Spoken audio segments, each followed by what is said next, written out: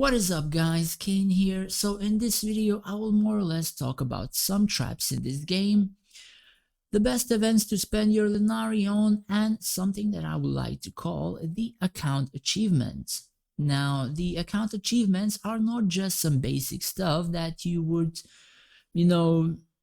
get 50 dragon kills or whatever and you get some sort of stuff. No, what I mean by achievements are some things that are a lot harder to get but make your account very powerful. So those can be the true emerald, true ruby, true amethyst, and all other stuff in terms of prisms. The second best thing are one of the temples to +5. The earlier you get it, the better for you, which is enchant runestones +5 increases research speed by 30%. Now, probably this doesn't look like a lot for many people, but for example, if let's say a research is 2 days, right? So 30% removal would be about, I don't know, 6 hours per day, 7 hours per day. Usually there is a cap on research, so even if you get more and more and more, it's not going to be 30%, but instead it's going to be like 20% effectiveness, maybe 15, but it still does reduce it, and it still reduces by a lot. So if you have a research which is 2 days, that research is going to be like 1 day and 12 hours, 1 day and 11 hours. And it's going to affect a lot of researches, not only like the army, but also the heroes, which is very important for. And the third best thing are the dragon skills. Now, unfortunately, I do not have a dragon skill yet, but next month there is an event and I will surely get it. And the dragon skills at the moment are as follows: the Dreambreaker, which is like a CC type, and if it lands on something, it reduces their attack speed and evade chance by certain percentages. Some more Dreambreakers can proc the higher the level it is, and it does some damage, which the damage isn't as high. But the strongest one of these advanced abilities are the Dragon Skill Hard. Now, if I should explain it in short, this skill by itself makes the dragon insanely tanky. I'm not sure how tanky it would make your dragon in the endgame, where your army can just one-hit the dragon, but in the early and mid-game you need like friggin' half of your army to actually damage the dragon for the dragon to die. And for example, if you have a dragon with the magic swell with like repulse, those archers, even just focusing your dragon, can just die in one skill. So if you don't have specific heroes, or those heroes are not strong enough and the dragon just kills the archers, you have almost no chance to kill such dragons. And that is where it's I don't know, pretty overpowered. And this will be my goal whenever the, let's say, Finders Keepers event will appear, where I will be able to get this with 100%.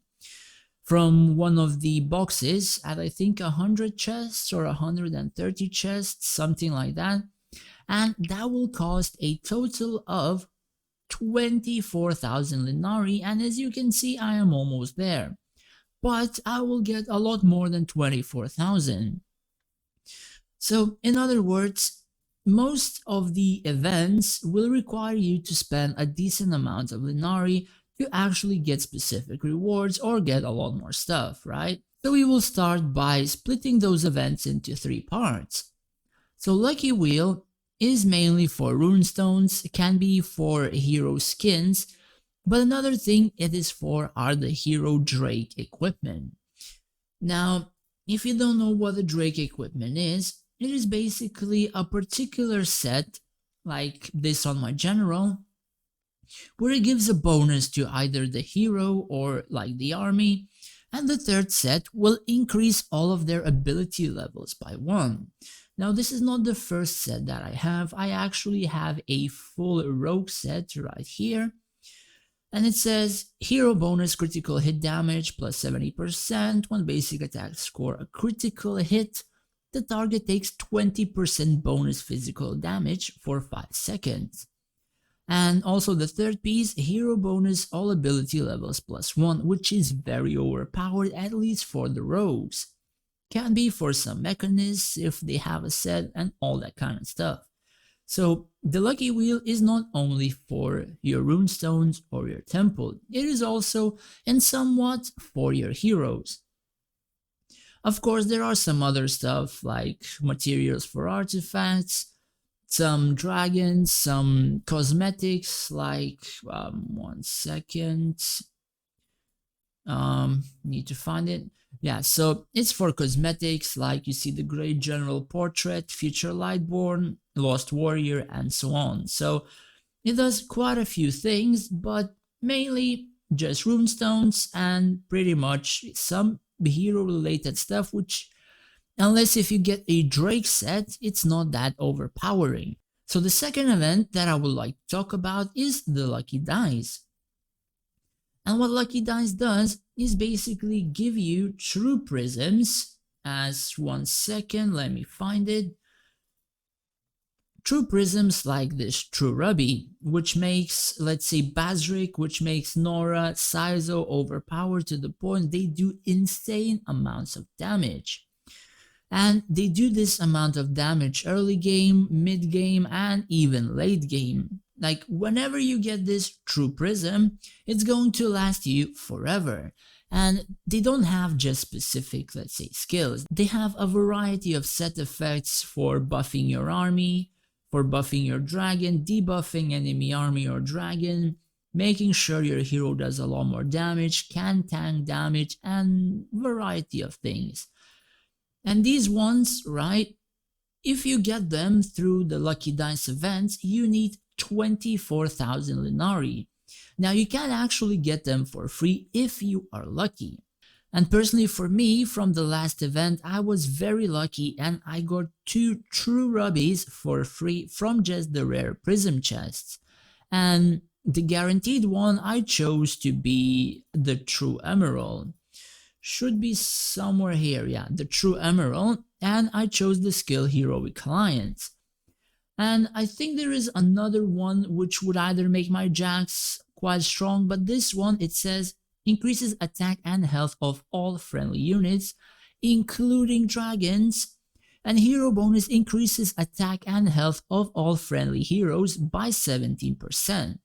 Which means my Nora and my Basric are even more overpowered than they are right now. As you can see, my Basric at the current stage has 130,000 attack, my Saizo has 130,000 almost, and my Nora has 93,000, which for all of these 3 heroes are insanely a lot at this stage in the game.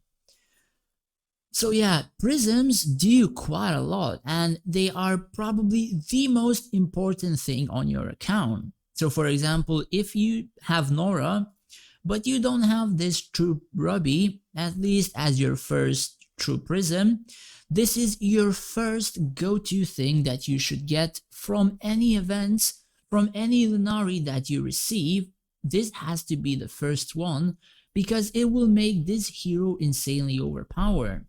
For PvP, for PvE, and all that kind of stuff, and it will last on her forever. Now, many people will say, yeah, but we have to spend Linari for heroes, we have to spend Linari for some other stuff. The thing is, if you're going to spend money, right, there are few heroes that you can purchase for 30 bucks, and the other heroes cost 54. Now, if you're going to get heroes with your Linari, I would suggest you to get your heroes with these 82 coins here, but instead of actually like buying Linari and actually playing with Linari, you should actually buy this hero stash, which would give you, I believe, 42 coins. So 5 bucks is 300 Linari and 42 coins, which would equal pretty much almost 2,000 Linari worth for 5 bucks just to play with your heroes or hero chests in here. So 5 bucks for 2,000, and if you go to buy Linari, You see, $5 is 300, and in some other boxes that will be like a few additional resources for your account, right? But not for your heroes. So we're going to $15 and it's 980. We're going to $20 and it's 2000. Sorry, we're going to $30 and it's 2000, right? So you pretty much get this amount of Linari to get heroes with for $30, or you get this for $5 and you get the exact same amount. Maybe you get just a little bit less. And the thing is, that is the most efficient thing that you can actually do. Because if you're going to spend insane amounts of Linari for your heroes, it's not going to end well for you. Now, of course, there are a few heroes that I will say that you need to spend Linari for, right? Only a few heroes, which would be, let's say, Basric, which could be Flora, which could be Saizo, and I think maybe Talk if you play Rakan, and pretty much it. No others are worth the Linari because you can just get them free and they don't make insane difference for your entire field. However, if you do not have a LAN up until mid-game and further, I would kind of suggest getting her in that way as well then. Because her magic resistance ability reduces insane amounts of damage from enemy dragons, and it is required to always have this. So that aside, like I said, the first thing that you need to focus on is saving Linari and getting the lucky dice maxed out, which is 125 pulls, which costs 188 Linari per, which would equal to about 24,000. And if you don't have 24,000 but the event is very close, you're going to finish it off anyway because of majority of events giving freebies all in here. And the third thing, as like I mentioned before, is the Finders Keepers events, which will give you the advanced dragon abilities.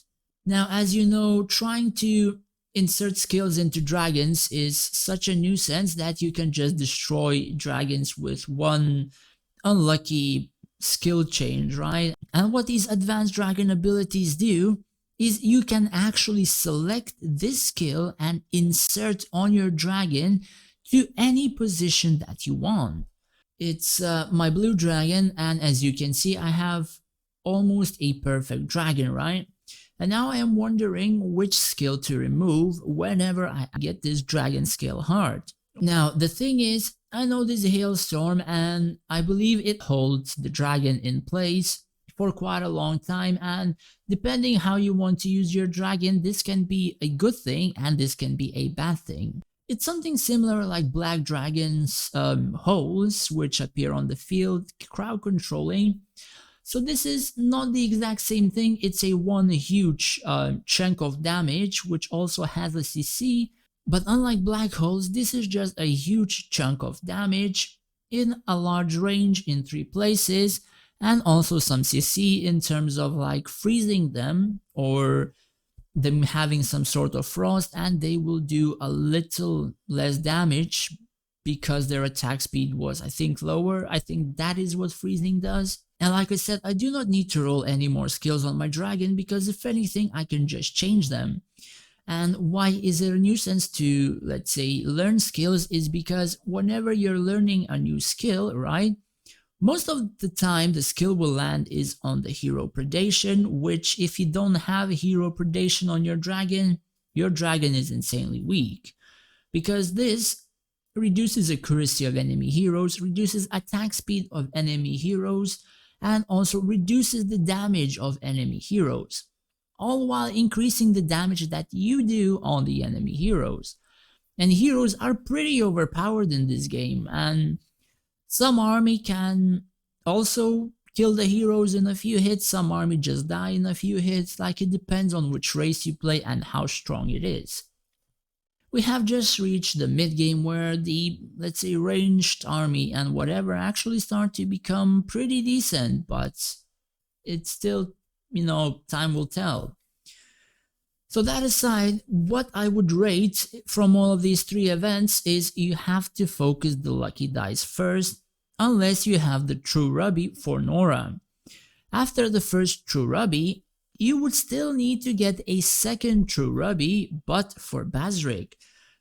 The thing is, a long time ago, I think half a year ago, I actually played on another server and I got a True Ruby and I used it on my Basric, and my Basric was just garbage with it, so I just went back to a fine Ruby. Now somebody told me that like Basric would be overpowered with it, and I said no man, like Basric would be shit with it, or it's not as useful as a fine Ruby. And I used it because I got it, and my Basric's wall damage probably doubled or even tripled with it. And all because probably they received some update or some damage, or there was some bug or something, I am not sure, as to why my Basric wasn't doing damage with it before. Unfortunately, there is no dual tower at the moment, so I cannot show, but I will just throw a picture of how my Basric cleared a wall defense doing about 300 million damage, or at least over 200, so I could show you some difference. So it depends if you are willing to spend money, right? If you're willing to spend money, you can go at these 3 events however way you wish.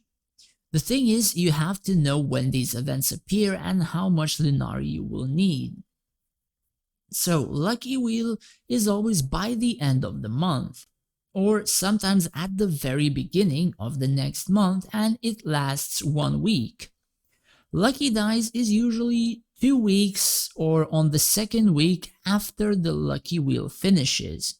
Something along those lines. It's about 7 to 14 days after Lucky Wheel. And Finders Keepers event is right after the Lucky Dice, but every 3 months. So if Lucky Wheel starts at 28th on the month, Lucky Dice will be somewhere around the 12th or 13th or 14th, and just after the Lucky Dice you will have the Finders Keepers event, which is for the dragon abilities. Now, as I said, the Finders Keepers event is every 3 months, right? So if we're going to count it from this video, it's going to be here exactly on the next month, right? But Lucky Wheel and Lucky Dice, they always appear every month. So keep that in mind, and you have to think about what you want to get and what you will be able to get. My next goal is Lucky Dice and also the Finders Keepers event. So I will need 31,000 Lenari in about 30 days, which I think is doable because of the amount of Lenari I am able to win from events, because of the amount of Lenari they're giving for free and all that kind of stuff. So if you do your own calculations and you think you're going to get it, that's good, that's okay. But keep in mind, saving and participating in specific events will do a lot more to you than, for example, playing in an event like this, which is called the Crafter, where all of the rewards are shit. The rewards for actually pulling this and spending 2,000 Lenari per 10 pulls is garbage. Like, these sort of traps will actually get you and make you spend so much Lenari that you're gonna make your account a lot weaker. And what I mean by weaker is, if we go into the rankings, right, these 2 guys here are either VIP 15 or very close to VIP 15. The people below me are either VIP 13 or 14, all up to 10, right? Perhaps even a bit more.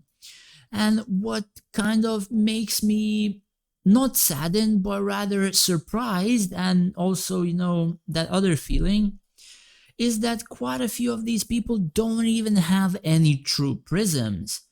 And the thing is, at this point in time, which is like 4 or 5 months into the game, you need to have them, because you cannot participate in proper PvP and the enemy will just roll over your entire field like it's just Swiss cheese or something. And the reason I know this is because I've spoken with some people from top 20 and they just literally surprised me when they told me they do not have any true prisms.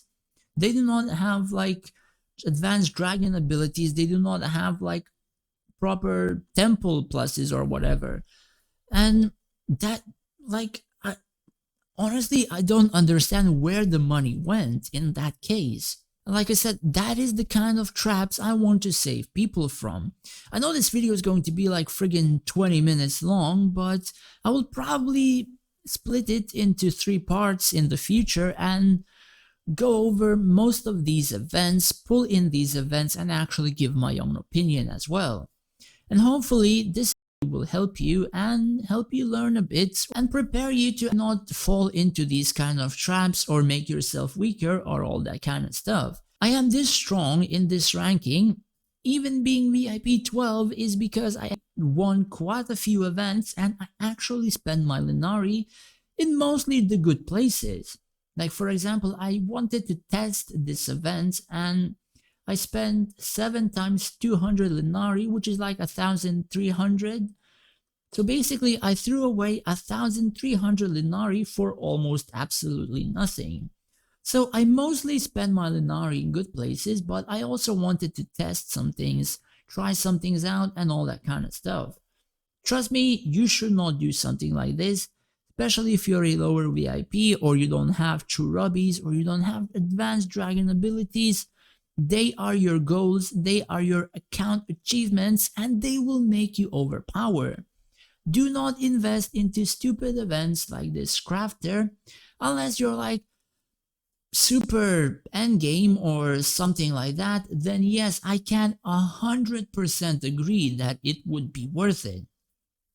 But until then, if you're like early mid game, maybe you're 5 to 6 million core power and you still do not have a lot of true prisms or advanced dragon abilities, events like these again are a huge trap. Do not participate in anything other than Lucky Wheel, Lucky Dice, and Finders Keepers. Anyways, that's pretty much it for this video. I probably took like 20 minutes, maybe more. But the thing is, if anyone will watch this video, probably they will not fall into these same traps that a few of my friends have fallen into. The thing is, my goal is to make some guys overpowered, but at the same time, on my server, I cannot showcase the proper formations or formations in general for most of these events because I'm participating in all of them. And that's the thing. I also want to play this game and I want to become better, but I cannot in general do all of the events and give you all of the tips, at least at the moment, or else everybody on the server is going to contest me. In the future, I will more or less cover most of them, or if you message me in PM, I will help you. But at the moment, I want to play most of these events, make myself better, and only then I will actually post them. So if anybody is looking for videos for events, I can help you in PMs. Anyways, thanks for watching guys. Take care and stay safe.